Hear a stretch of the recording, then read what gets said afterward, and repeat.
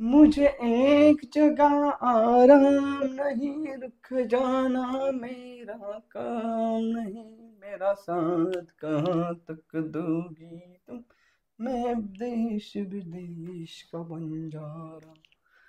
नमस्कार महाराज, मका पिकावर अळीनाशकाच्या फवारण्या काय घ्यायच्या?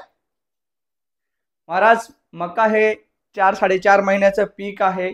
याच्यावर सगळ्यात जास्त फॉल्स आर्मीवर्म म्हणजे लष्करी अळीचा अटॅक होतो आणि हे अटॅक आता एवढ्या 5-7 वर्षापासून दिसायला लागले. आणि याला कुठली फवारणी करायची, बरेचसे तुम्हाला औषधी सजेस्ट केले जातात, त्यातलं मीही काही सजेस्ट करतो. याच्यानुसार जा, तुमचा खर्च एकदम कमी, रिपोर्ट एकदम तुफान. आई मरले नाही तर पैसे परत घेऊन माझ्यापासून जावं लागेल. पण तर महाराज, पहिली फवारणी आहे मका पिकामध्ये. त्याच्या पहिले मका पिकामध्ये पहिली फवारणी कधी करायची हे लक्षात घ्या. सुरुवातीच्या काळाला ती जे फॉल्स आर्मीवर्म नावाची जी अळी आहे, एवढी बेकार बाराची आहे. ही पानाच्या खालच्या बाजूला तुम्हाला बघा, एकदम चांगल्या डोळ्यावाला नवीन पोरगा असेल ना 25-30 वयाचं, ते बघ रे बाबा, इथे खाली तिने जवळपास 70-80 अंडी घातलेली राहतात. आर्मी वॉर्स म्हणलंय त्यांना, आर्मी म्हणलंय त्यांना. का बरं आर्मी म्हणलंय? हे 70-80 फुटतात, एक बी वाया जात नाही साले. इथून डाय बाहेर येतात, या पानामधून इथून निघतात आणि इथं पोग्यांमध्ये घुसतात. कव्वे पानं खातात म्हणून ती शेंडात राहते. शेंडात म्हणल्यावर पोग्यात राहते इथे. मग तिची लगेच एवढी जबरदस्त वाढ होते, आज काही तर उद्या काही तर परवा काही. तर अशा अवस्थेत हिला कुठल्या औषधं मारायचे, लोक घाबरून जातात. काही टायमाला खूप भारी औषधं मारली जातात. तर थोडंसं हिचं गणित लक्षात घ्या महाराज. मी एवढा 5 वर्षापासून जे बघतोय, मी काही दुसऱ्याचं सांगत नाही, मी माझ्या याच्यावर सांगतोय, 5 वर्षातून बघतोय. तर हिचा पिरियड आहे असा की काही अशा पिरियड आहे की त्या पिरियडमध्ये चांगल्यातून चांगले पार 1100-1200 रुपयाचं औषध मारले 10 पंपाचे तरी मरत नाही. तरी सालं तुम्ही म्हणताय काय करावं येईल आता. असा टाइम तुमच्या ज्याने मक्का लावलाय त्याला आलाच असेल. तर तेव्हा कुठली फवारणी घ्यायची? आता म्हणजे आता काही विषय असा आहे, काही ठिकाणी एक फवारणी मारली तरी होऊन जात नाही. तर तेव्हा कुठली फवारणी घ्यायची? किंवा एक फवारणी मारल्यानंतर 8 दिवसात 10 दिवसात परत आई दिसते, तर तेव्हा कुठली फवारणी मारायची? म्हणजे हा हाय रिस्की पिरियड आहे. हाय रिस्की, हा लो रिस्की आणि हा मीडियम रिस्की, हे पिरियड आहेत. पण हे पिरियड सांगून येत नाहीत. पण आत्ताची जी कंडिशन आहे मी त्याच्यावर बोलणार आहे, तो मीडियम रिस्की पिरियड आहे आमच्याकडचा चालू. आता जळगाव जिल्ह्यामधला सांगतोय मी, तुमच्या जिल्ह्यामध्ये कसं आहे माहीत नाही. पण त्याच्यानुसार तुम्ही औषधे घ्या, तुम्हाला रिपोर्ट जबरदस्त येतील आणि पैसे खूप कमी लागतील. मी तुम्हाला खर्चही सांगून दिले याच्यामध्ये. तर मित्रांनो, पहिली फवारणी घ्यायची तुम्हाला इमामॅक्टिन बेन्झोइट 5% Hg सोल्युबल ग्रॅन्युअल. त्याच्यामध्ये 20% क्लोरो घ्यायचंय आणि 12% झिंक घ्यायचंय. जर चांगला तुमचं बजेट असेल तर 39% झिंक बी तुम्ही घेऊ शकतात महाराज. तर हे 15 लिटरला प्रमाण आहे. 15 लिटर पाणीसाठी पहिला स्प्रे काय घ्यायचा आहे महाराज? इमामॅक्टिन बेन्झोइट. आता हे इमामॅक्टिन मध्ये इथले लफडेत महाराज, भयान लफडेत. त्याच्यामध्ये तुम्हाला हात जोडून विनंती आहे की चांगल्यातून चांगल्या कंपनीचं निवडा. त्याच्यामध्ये तुम्ही धानुकाचं घ्या, त्याच्यामध्ये तुम्ही GSPचं घ्या, त्याच्यामध्ये तुम्ही सुमिलचं घ्या. तुम्हाला जी जी चांगली कंपनी वाटेल, टाटाचं घ्या, जी चांगली असेल ती कंपनीचं घ्या महाराज. ते टाकायचं आहे 15 लिटर पंपाला 20 ग्रॅम. हे माझं शेड्यूल आहे हा. लोक 10 ग्रॅम सांगतात. तुम्ही 15 बी टाकलं आणि 20 बी टाकलं तरी चालेल. 20% क्लोरो, ती बी चांगल्या कंपनीचा घ्यायचं महाराज. ती टाकायचं आहे तुम्हाला 25 ml 15 लिटरच्या पंपाला.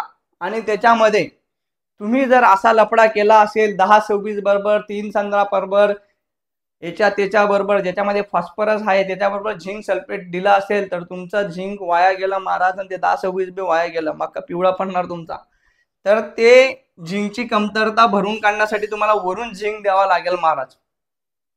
तुम्ही म्हणाल मी झिंक सल्फेट टाकलंय मग मी टाकत नाही, काय उपयोग नाही महाराज, वाया गेलंय तुमचं. मग झिंक जे आहे 12%, हे 12% झिंक तुम्हाला चांगल्या कंपनीचं घ्यायचं आहे, कुठलेही घ्या.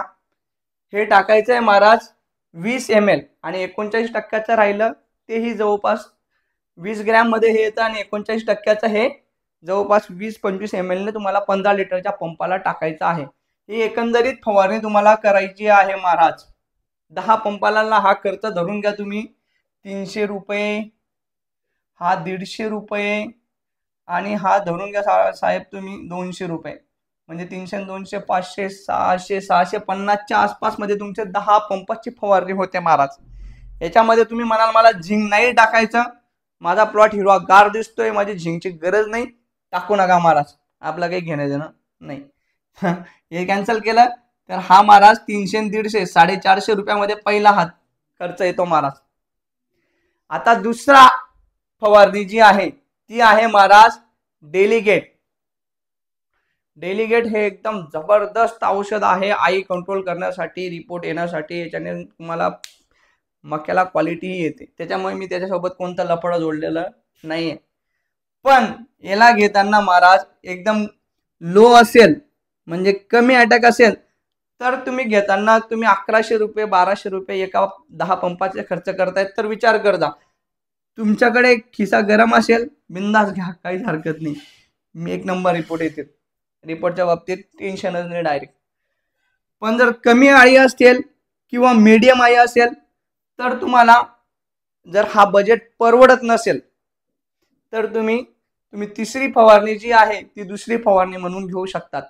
तिथे काय करायचं महाराज, परत इमामॅक्टिन बेंझोएट घ्यायचं 20 ग्रॅम आणि प्रोपेक्स सुपर घ्यायचं महाराज, ज्याच्यात प्रोपेनोसायपर आहे. दुसऱ्या कुठल्याही कंपनीचं, चांगल्या कंपनीचं घ्या फक्त, ते घ्यायचं महाराज 20 ml, 20 ते 15 ml. 15 ml बी भरपूर झालं, मॅक्स झालं. आणि तुमचा बजेट असेल तर याच्यामध्ये बी तुम्ही झिंक टाकून घ्या महाराज, 12 टक्क्याचं टाका का 39% टाका. आणि अशा पद्धतीने तुम्ही 2 ते 3 फवारणी करा महाराज. मग जर जास्त अटॅक असेल किंवा मला नाहीच घ्यायचं बा, मला शेवटचा स्प्रे घ्यायचा आहे, तुम्ही डेलिगेट सोबत जाऊ शकता, मला काही विषय नाही. पण अटॅक कमी असेल तर तुमचा याच्यात आणि याच्यातही काम भागून जाईल. आता याचा खर्च किती येतो, याचा 250 रुपये खर्च येईल, याचा परत 300 रुपये, म्हणजे 550 रुपयामध्ये हा बजेट होतो. म्हणजे 2 फवारण्या तुमच्या एक डेलिगेटच्या किंमत एवढ्याही होत नाहीत. पण जर अटॅक जास्त राहिला, जेव्हा हेवी अटॅक जो कशानेच मानत नाही, तेव्हा तुम्हाला हे ब्रह्मास्त्र बाहेर काढावं लागेल महाराज. आता तुमच्याकडे कसा अटॅक आहे त्याच्यावरती हे फवारण्या घ्यायच्या आहेत. आता राहिला हा विषय, याच्यापेक्षा भारी औषधं नाही आहेत का, बिंदास आहेत महाराज. पण मला ज्या अनुभवलेल्या आहेत त्या मी इथे रिकमेंड केलेल्या आहे, तुम्ही याच्यासोबत जाऊ शकता. हा माझा सल्ला नाही पटला तर तुमच्याकडे जे रिपोर्ट चांगले आले असतील, मग ते बायोचे असू द्या, तुमचे जवळचे कुठले वेगळ्या कंपनीचे असू द्या, त्याच्यासोबत जाऊ शकता, काही विषय नाही. आमच्याकडे कमीत कमी 2 फवारण्या, जास्तीत जास्त 3 फवारण्या घेतात अटॅकनुसार. आता राहिला काही लोकांचा एक प्रश्न येतो महाराज, माझा मक्का एवढा होऊन गेलाय, डोका एवढा, आता आई दिसायला लागली आहे, ते तुऱ्यांमध्ये आई आहे, कणसांमध्ये आई आहे, आता हा कणीस आहे, मक्का एवढा मोठा झाला, आता या कणसामध्ये आळी दिसते महाराज, आणि बारीक बारीक बारीक बारीक हे असे तुरे निघलेत, त्याला तुऱ्यांमध्ये केसाळ राहताना ते केस निघलेत आणि त्या केसांमध्ये आळी पडले. मग आता मी काय करू, तर महाराज काहीच करायची गरज नाही. एकदा झाडाचा तुरा निघला आणि एकदा झाडाचं कणीस निघलं, इथे 4-4 आळ्या बी पडून गेल्या महाराज, ते 2 ते 4 दाण्याच्या वर खात नाहीत, काहीच करू शकत नाही. त्याच्यामुळे टेन्शन घ्यायचं नाही महाराज. मक्याला भाव चांगले आहेत, खर्च करताना थोडासा विचार करा आणि या 3 फवारण्यांसोबत गेला तरी चालेल, नाही गेलात तरी चालेल. माहिती कशी वाटली, आवडली असेल तर सबस्क्राईब करा, इंस्टाला असाल तर फॉलो करा. जय हिंद, जय महाराष्ट्र.